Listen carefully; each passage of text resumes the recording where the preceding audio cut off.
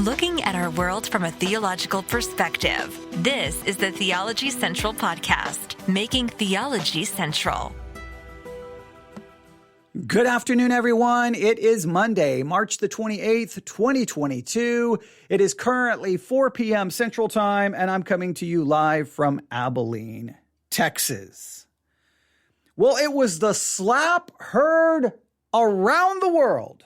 You probably know what I'm talking about. If you don't know what I'm talking about, you've probably either been asleep or your internet connection has been down, or maybe you were off visiting another planet. But it was the slap heard around the world. And after the slap took place, the internet had meltdown, and everyone's been talking about it since then. I mean, the slap happened, and the slap occurred, and the next thing you know, one article after another article after another article after another article after another article after another article after another article. It's been absolutely crazy. Every radio show is talking about it. Everyone is talking about the slap heard around the world. And I feel that we need to discuss it as well. Let me just give you a quick reminder, or maybe for some reason you just completely have no idea what's going on. I'm reading from an article that was published at 11:07 a.m. this morning. Here we go. It was the slap heard round the world. TV audiences were shocked when Will Smith slapped presenter Chris Rock across the face at the Academy Awards on Sunday night after the comedian made a joke about Smith's wife, Jada Pinkett Smith. That's what everyone's been talking about. If you saw it, it was crazy. Chris Rock makes this joke. The joke is referring to the fact that Will Smith's wife basically has no hair and it's because of a medical condition. And at first, Will Smith kind of laughed, right? Okay, I'm just going to go along with the joke. Obviously, Will Smith's wife wasn't laughing. She wasn't happy. Next thing you know, Will Smith gets up out of his chair, walks up on stage, walks directly towards Chris Rock, and boom, slaps him across the face. Now, I'm going to be honest with you. My first reaction to all of this is like, what in the world is going on? Clearly, it was staged. This is all part of the program. It's going to be like a joke. Ha ha ha! Fooled all of you. That was really my first reaction. Then my reaction was, well, wow. So Will Smith just slaps the guy, goes back and sits down, and about 25, 30 minutes later, he's on stage because he wins an award. What's going on? He wins an Oscar, and he just gets to go back on stage. If I was there and hopped on stage and slapped someone, wouldn't I be immediately arrested? So then I'm like, well, that's kind of crazy. So it was more like trying to figure out, was it real? Was it not real? Well, wait a minute. Is that even fair? Because a normal person would be arrested. And I just kind of started looking at it from that perspective. I started reading the articles, watching the video of the incident, and really I was focused on other things, but I was keeping up with everyone's opinion. Then I just started, seeing article after article after article after article today when I woke up, and everyone had an opinion, right? This is outrageous. This was wrong. This was a horrible example. This demonstrates how messed up people in Hollywood are. This is why nobody watches the Oscars anymore. This shows, how Hollywood elites may say one thing about, peace, and the next thing they act like spoiled children, and this shows their privilege, and it's just everyone had an opinion. And then all of a sudden it stopped and it hit me. Well, wait a minute. Yeah, it's always easy to see someone's behavior and point the finger at them and go, I can't believe he did that, and I can't believe he said that, and I can't believe, and why can't Chris Rock, tell different kinds of jokes? Well, wait a minute, why can't Will Smith and his family take a joke? And we can point fingers and judge and condemn. And then I stopped and said, well, wait a minute. I do a podcast called Theology Central. So let's just lay aside everyone's feelings about Hollywood and people who may have extra privilege than you because of their fame and their position and their money. Let's just set that all aside. Let's not go there, because that's what the world's talking about today. Every talk show today is talking about it. Every podcast today is talking about it. Let's not go there. Let's stop and look at it more from a biblical, theological perspective. And what we can, and maybe what we can see in ourselves from what happened last night at the 2022 Oscars? What happened? When we see Will Smith slapping Chris Rock, what can we see in and of ourselves? That's really what I want to do. I want to take that kind of a unique take. I know it's probably more fun to condemn them. But again, every time we are condemning someone, there's usually some way, shape, or form we're actually condemning ourselves as well. So here's the question I have for you. How do you respond at someone's verbal joking, trolling, provoking, hurting? How do you respond when someone is joking or saying words to you or about someone you care about that is painful, hurtful, disrespectful? How do you respond? I mean, honestly, how do you respond? Now, you may respond one way outwardly, but how do you respond inwardly? What is your response to verbal attacks, to verbal jokes that you do not like? How do you respond to verbal provoking? How do you respond? And you probably don't have to think very long, especially if you're married or if you have kids. I mean, do you find yourself in arguments and fighting back? Do you? Do you find yourself responding that if they say something in a smart aleck way, you respond at the same level? If your kids talk back, then you respond with a sarcastic, condescending remark that cuts, that hurts. I mean, it's one thing to point at people in Hollywood and go, "What's their problem?" But then we walk by a mirror and we may want to go, "Well, what's our problem?" How do you respond? How do I respond? Again, I don't expect the people in the world to even. I mean, what's the morality governing their actions? But we have a morality that we believe is found in God's word that's supposed to govern our reaction to these kinds of things. And immediately after I got pushed aside my immediate response and started thinking about this and saying, okay, theology central, what would be a theological perspective? I found myself, you know where I'm going. I went to Matthew chapter 5. I went to Matthew chapter 5 in two sections that I think are very important here.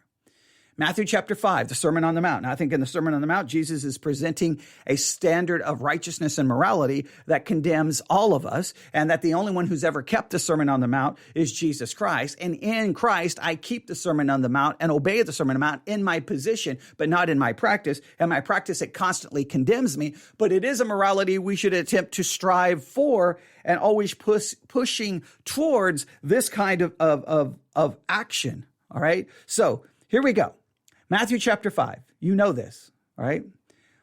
For I say unto you, first of all, Jesus says this, Matthew 5:20. For I say unto you that except your righteousness shall exceed the righteousness of the scribes and the Pharisees, you shall in no case enter into the kingdom of God.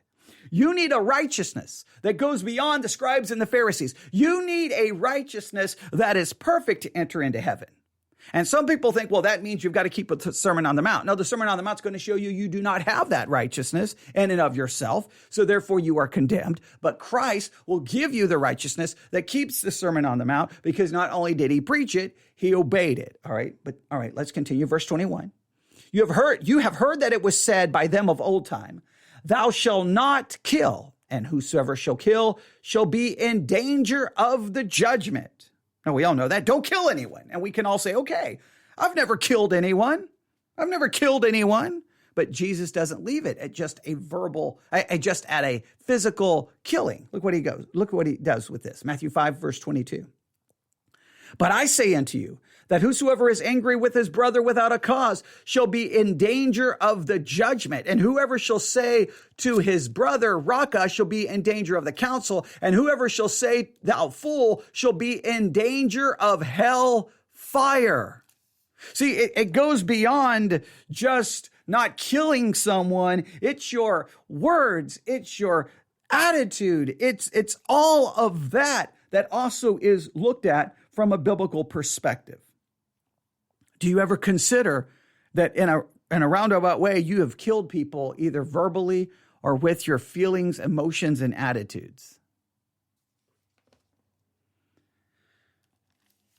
Jesus goes on to say in verse 25 that if you have something against your brother, that if you bring something to the altar and you remember that your brother has aught against you, likewise leave your gift before the altar, go your way, first be reconciled to your brother, then and come and bring your gift. Agree with your adversary quickly, while thou art in the way with him, lest at any time the adversary deliver thee to the judge, and the judge deliver thee to the officer, and thou be cast into prison. In other words, the point here is do not do that which would continue to provoke. Try to find a way to reconcile, find a way to find peace in the situation, right? Then he goes on to say, if we skip down here, we can go all the way down to verse 38, Matthew 5:38. You have heard that it hath been said, an eye for an eye and a tooth for a tooth. But I say unto you that you resist not evil. But whosoever shall smite thee on the right cheek, turn to him the other also. And if any man will sue thee at the law, take away thy coat, let him have thy cloak also. Whosoever shall compel thee to go a mile, go with him twain. All right. The idea is that we don't retaliate. We don't fight back in that sense. It's a very passive approach that Jesus presents. And listen, Christians don't like this. Christians always find a way. Well, it doesn't really apply here. It doesn't apply here. It doesn't apply here. They start coming in with all kinds of ways where it doesn't apply. Well, if someone hits me on the cheek, I'm not going to turn and offer them the also. I'm not going to turn and offer them the other also, unless and then they'll come up with 900 different ways that it only applies in this situation or this situation. Jesus seems to just make a pretty blanket statement. We don't retaliate. We don't, in a sense, fight back.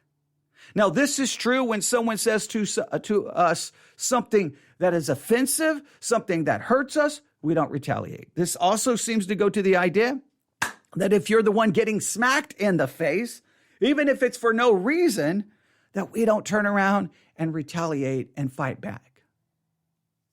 The Bible talks about a soft answer turns away wrath. Jesus even talks here in Matthew 5, I already read it, about agreeing with your adversary quickly before the situation escalates. It's about de-escalation. It's not about retaliation. It's about showing love. Jesus goes on to say, love your enemy. Love those who would persecute you. Love those who would use you. The Christian response is one of love, one of forgiveness, one of mercy, and one of a non-retaliation type of stance. Now, I want to make it very clear. That goes against everything inside of me. That goes against everything inside of me. My flesh says, oh, you said what? About who? Let's go. Right now. Let's fight. Let's forget a verbal battle. Let's just make it physical. My thing is I'm ready to fight. This goes against everything that I am. But it's right here in Scripture. And I just find it interesting that in many cases, what is happening, people are talking about Will Smith and Chris Rock and Hollywood and just really attacking them and condemning them instead of stopping and looking at ourselves. I've seen this so many times. An article coming out about maybe the Biden administration will do something Christians don't like, and it's just attack, verbal attack, calling them names. We rarely respond in a loving, compassionate, non-retaliation type of perspective.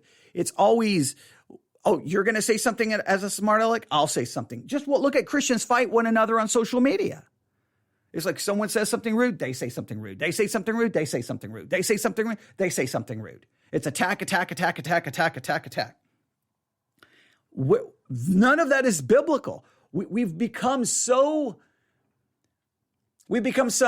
influenced by the world that we act like the world and many of the same and the very same situations that, in other words, we placed in the same situations the world is placed in, and we react the exact same way they react.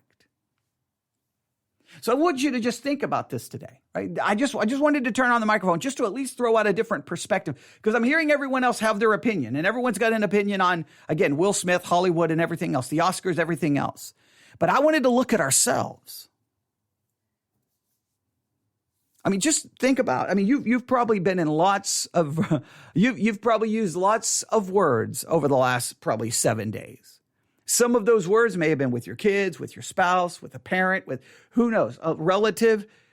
Did you find yourself in a verbal back and forth? Did you find yourself not appreciating how they talked to you, so you responded in kind? Did you find yourself almost not returning? You didn't return with a soft answer. No. You returned with a harsh answer, a condescending one, sarcasm. I think this is an opportunity for us to all look at ourselves. Now, Chris Rock got slapped. He did not retaliate. He did not go back at him. So on one hand, you could say, well, I guess that's a good example. Now, there may have been lots of reasons he didn't. He may have been just in shock that it even happened, was trying to even figure out what was going on. But that Will Smith obviously was very upset because someone said something, you could say, very demeaning and rude, and a joke about his wife, and making basically a reference that she doesn't have any hair. Okay, and obviously she has a health issue that would lead to that. But at the same time, you're like, well, wait a minute, you're at the Oscars and these people are here making jokes, and you kind of have to be prepared for it, that they're going to be rude and kind of roast everyone. But so, yeah, I mean, you could sit here and judge them all day. So was he too sensitive? Why did he do? We could go all day, but I just think the whole thing serves as a lesson for all of us. So how do you respond when someone says something unpleasant to you verbally? That's the first question. How do you respond when someone says something negative, painful, hurtful? It just irritates you. How do you respond? Do you respond in a kind, soft answer, love, forgiveness? You don't retaliate in any way, shape, or form? And then how do you respond if someone was to physically strike you? What would you do? Now, I always hear, this is typically what people say, well, when Jesus is not talking about someone actually striking you physically, what he is talking about, if someone attacks you verbally, if someone makes an insult, don't return that insult with an insult. Now, it's interesting. I don't know exactly. It's just interesting that someone could come to that conclusion, because Matthew 5:38, you've heard that has been said, an eye for an eye and a tooth for a tooth. Are you saying in Exodus 21, where that's a reference to that an eye for an eye and a tooth for a tooth only referred to verbal insults? That eye for an eye and a tooth for a tooth had nothing to do with physical anything. It was just verbal insults. Most everyone would agree that Exodus 21 is referring to a physical punishment, a physical retaliation. If someone takes an eye, they lose an eye. That kind of a justice being done. So from that, then he says, but I say unto you that resist not evil. Whoever will smite thee on thy right cheek, turn to him the other also. People will say, well, no. That's not physical. If someone actually physically strikes you, then you can physically strike them back, because self-defense is allowed. And they'll go into a whole discussion. I'm just saying the context here is referring to a physical way of retaliation. It immediately goes into someone striking you, and we immediately want to reduce that. No, only if someone verbally goes after us. Well, let's just leave it in the verbal camp. If you're in that interpretation camp of, well, this only refers to a verbal insult, well, let's just leave it there. How frequently do we fail just in that area? Just in that area. I mean, husbands and wives wouldn't fight. Parents would not find themselves in verbal arguments with their children, because you would not respond in the same way. You would respond in a soft way, kind way, forgiving way, godly way, patience, love, mercy. But we don't respond that way. So even if we just leave it in the verbal area, the verbal interpretation, we would still be guilty. And then if you move it to any kind of physical altercation, we definitely, almost all of us would strike back in some way, shape, or form. Or we at least want to. Even if we didn't strike back physically, internally, we would have struck them down 15 different ways. We would have already killed them with our attitudes, our feelings, and our desires.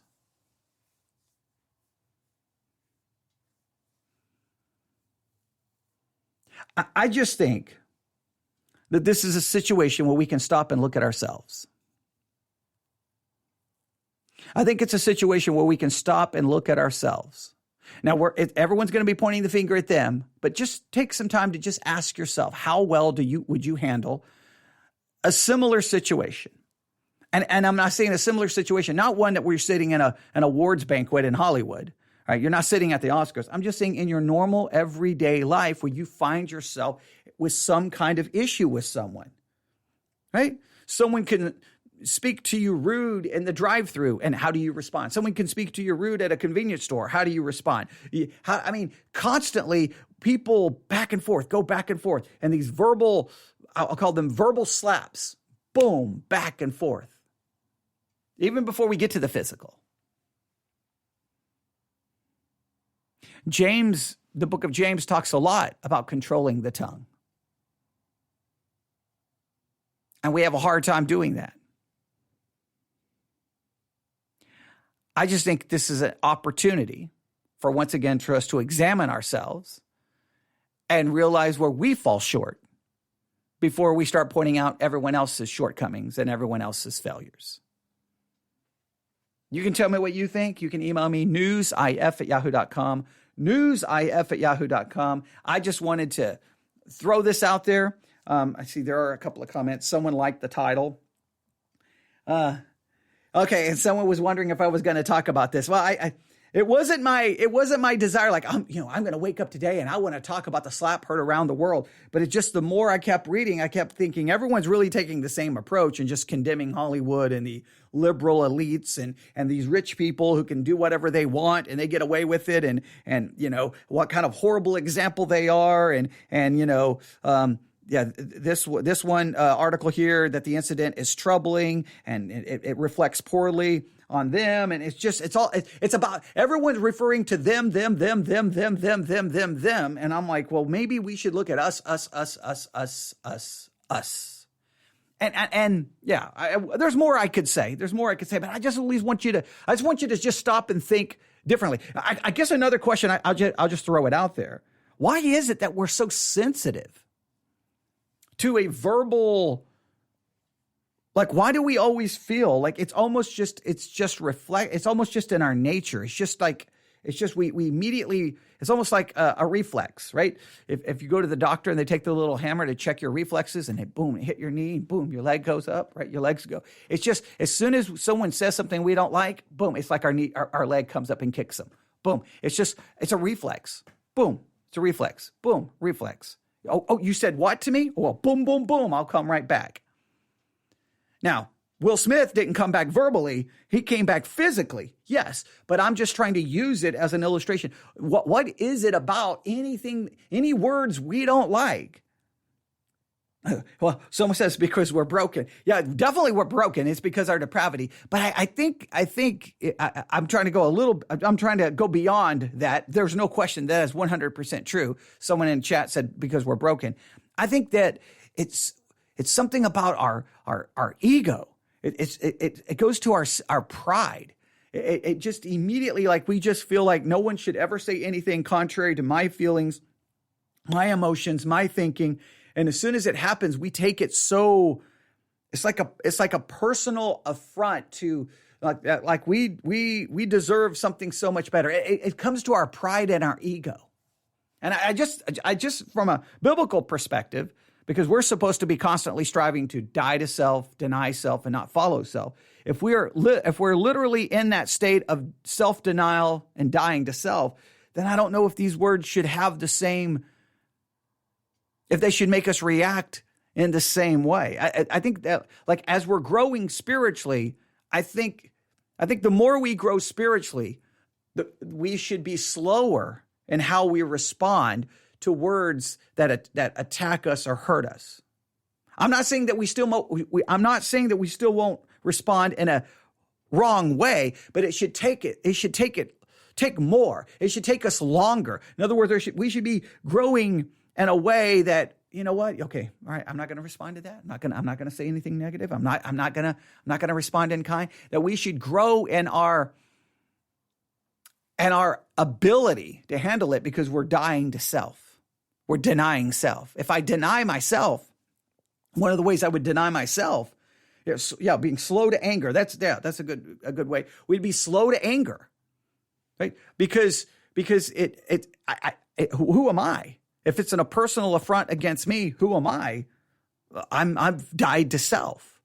I think the quicker you are and responding to a verbal insult or anything that comes after you, anything that's against you, the quicker you are to respond is probably a greater sign that you haven't. It demonstrates the level you have denied yourself and died to self. The quicker you respond, the less you have died to self and denied self. The slower you are. Now, there's one thing of just pushing it down and you're denying it.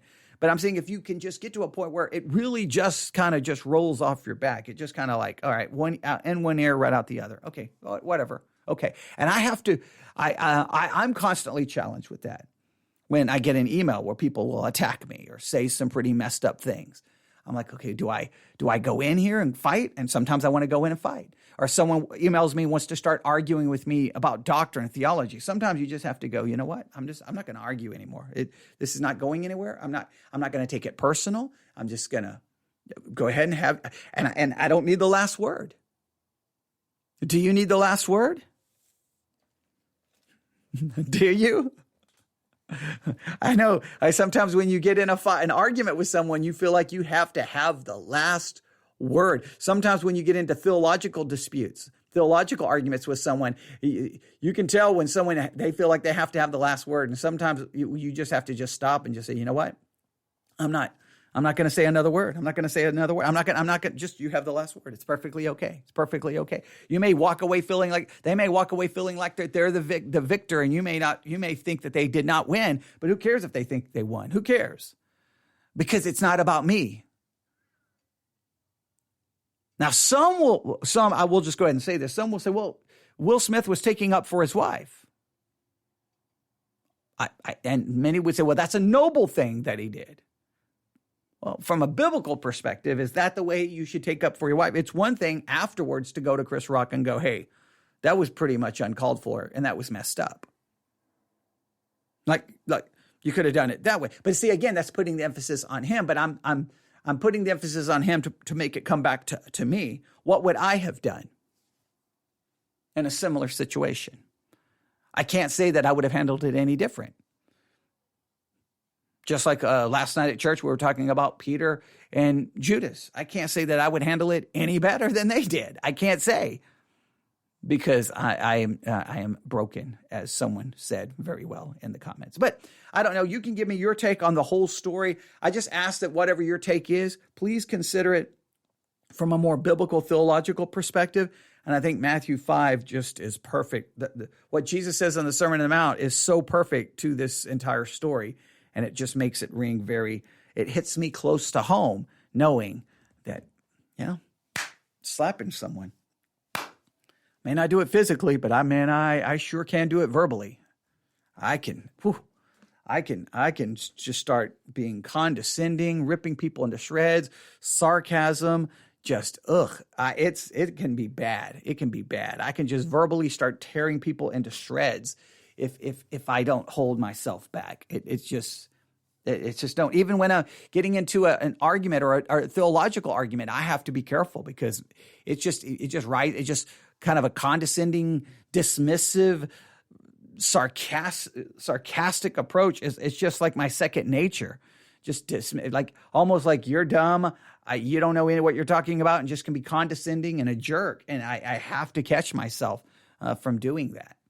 So there you go. The whole world's talking about it. Now we've looked at it from a biblical perspective. I'd love to get your thoughts. You can email me, newsif@yahoo.com, newsif@yahoo.com. All right. Thank you. And we'll see what else we want to do today. I didn't want to spend a lot of time on this, but at least I felt like I had to talk about it. I mean, the whole world's talking about it, and I've not felt like anyone's given it more of a biblical approach. So I thought I would at least throw the thoughts out there and see if it generates.